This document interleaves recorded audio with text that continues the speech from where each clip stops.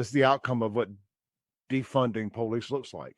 So your dad was up in Little Rock working on some rental property, Mhm. and he was murdered Yeah.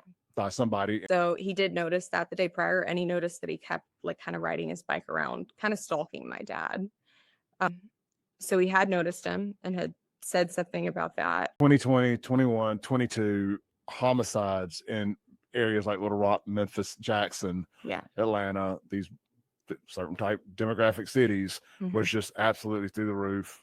The police, because they were frankly of the same demographic, were scared of COVID. They weren't doing their jobs. There's a trickle down effect of, and not to make your dad, not to politicize your dad's death, but this is what happens when politics go woke, when police go woke and Yeah. they quit enforcing the laws, and they quit uh, arresting people because, like, well, I mean, he checks off a couple boxes, and we're not addressing these problems Yeah. because people are scared of being called a racist or whatever the case may be.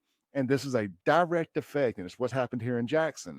But this is what happens, and we've seen it in Jackson when the police get politicized Mhm. and they're not doing their jobs because they're worried about offending somebody, or the mayor of that city is playing national politics Right. instead of allowing their police to do their jobs. Because in fact,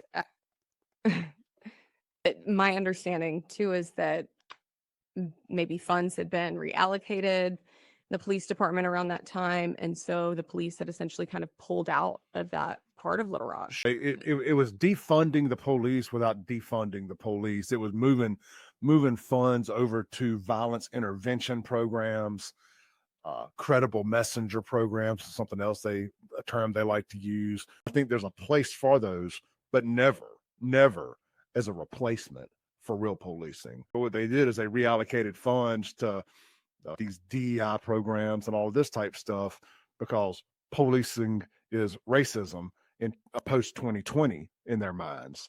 So it's terrible. This is the outcome. This is the outcome of what defunding police looks like.